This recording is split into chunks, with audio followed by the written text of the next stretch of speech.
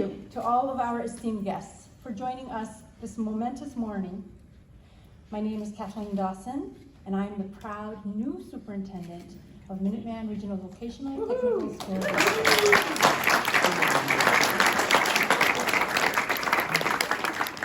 Today we are honored to welcome Governor Baker, Lieutenant Governor Polito, our secretaries Acosta, Pizer, and Keneally, and all of our local elected officials who were able to attend tonight, this morning. I'm sorry, I'm still like different time zones here. Representative Michelle Sicolo from Lexington, our representative Mr. Gordon, and I'm sorry, Bedford. I'm still learning, I have a lot of learning to do, but thank you so much for joining us. We just had an opportunity to showcase our middle school summer program. Here at Minuteman, we deeply understand the importance of helping our students figure out what they love to do and what they do well from an early age. Many career choices have been determined by the access and experiences we had during our middle school years. Minuteman is high school revolutionized, and that's because we are shaping the leaders of the fourth industrial revolution. Not only are we providing robust academics and access to clubs and sports, we also are mindful of their social-emotional development in a very inclusive culture.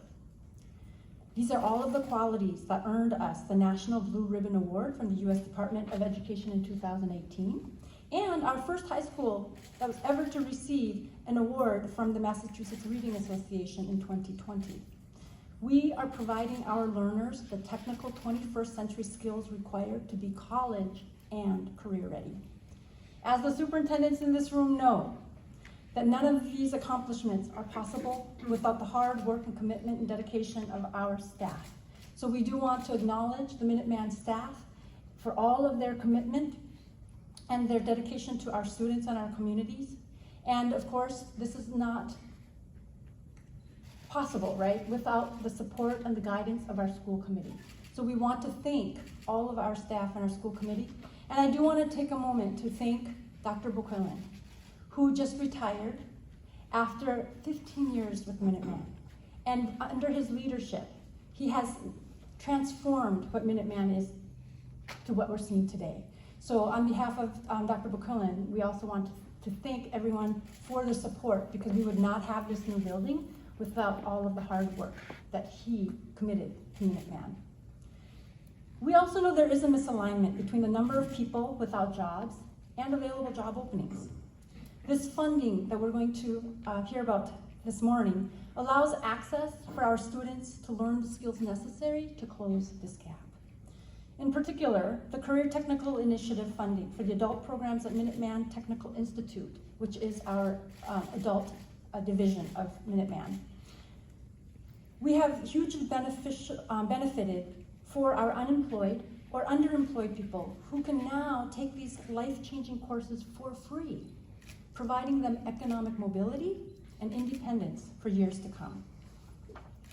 We've already had tremendous success with our carpentry pre-apprentice programs, which were all funded through the CTI grants. Once students complete our pre-apprenticeship program, most of them do go directly into apprenticeships with the North Atlantic States Regional Council of Carpenters right here in Boston. We applaud the Workforce Skills Cabinet for paying close attention to the diversity, equity, and inclusion in the student recruitment process. We're proud to say that many of our recent program graduates were women and people of underrepresented groups. In fact, all the graduates of our first CTI-funded carpentry program were women, which is a huge accomplishment and a male-dominated program.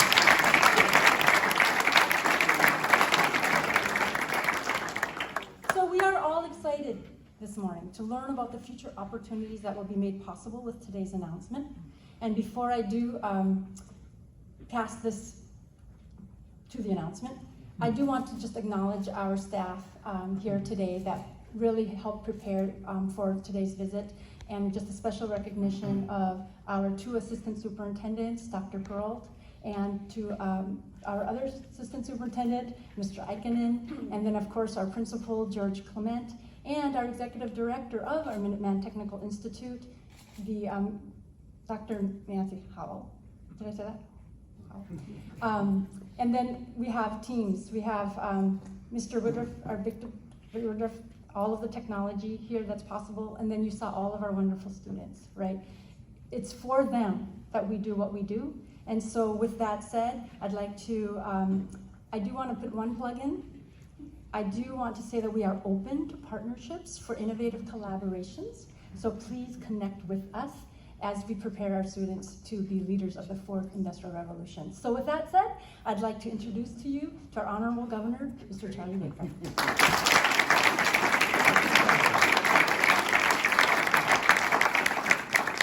Thank you very much, and let me just start by saying how much we appreciate Minuteman's reasonable the opportunity Minuteman gave us to be here today.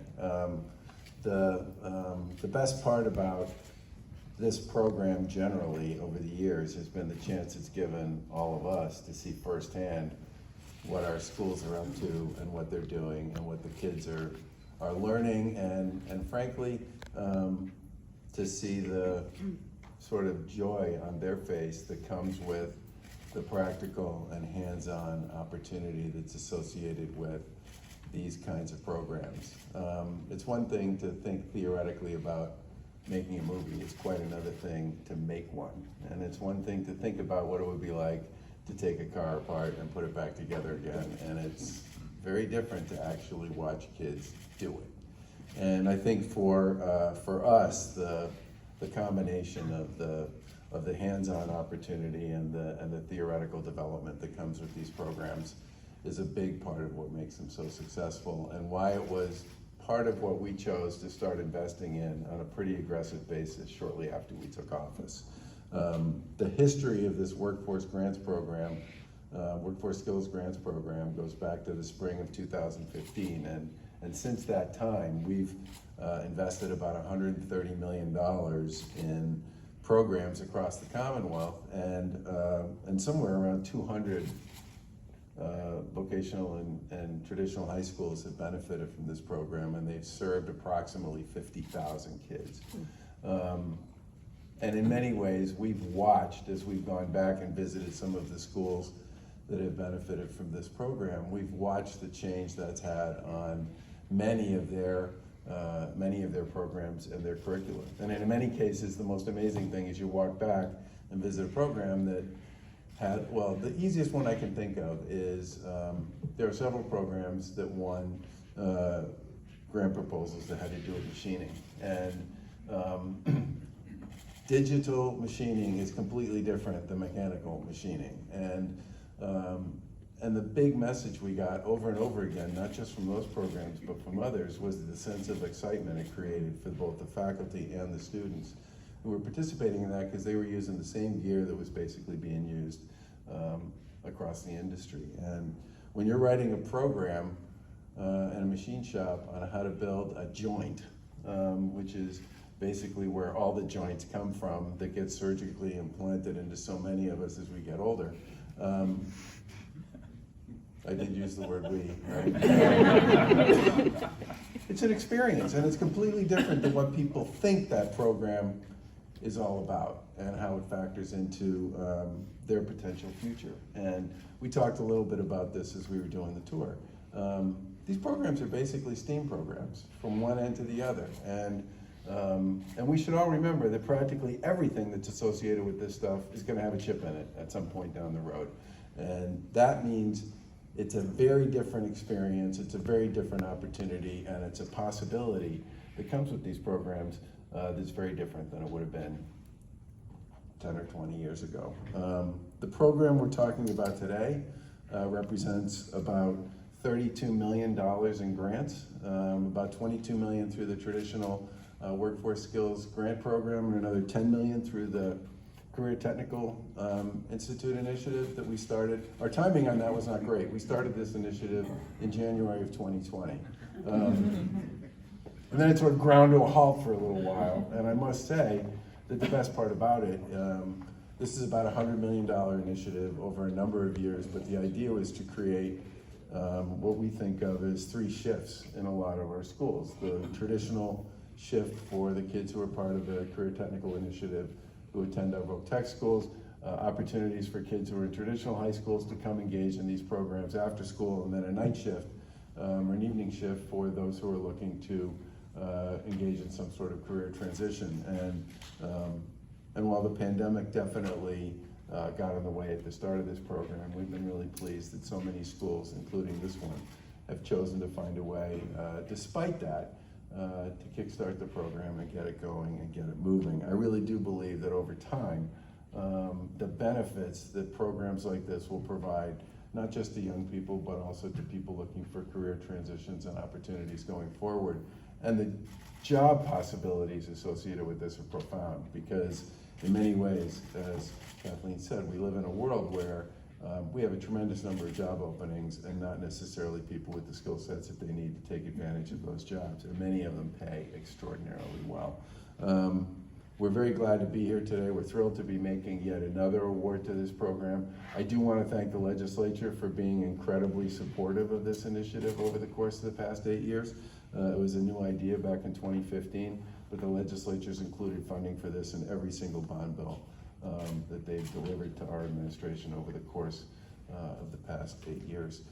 There's tremendous opportunity going forward on this, a lot of work left to do, but I do believe that we are on the cusp of something really special with this initiative, and we look forward to watching so many folks put it to work and give kids and young adults the great opportunities that they deserve to build a career here in the Commonwealth of Massachusetts in so many of these fields. Thank you. And with that, I'll turn it over to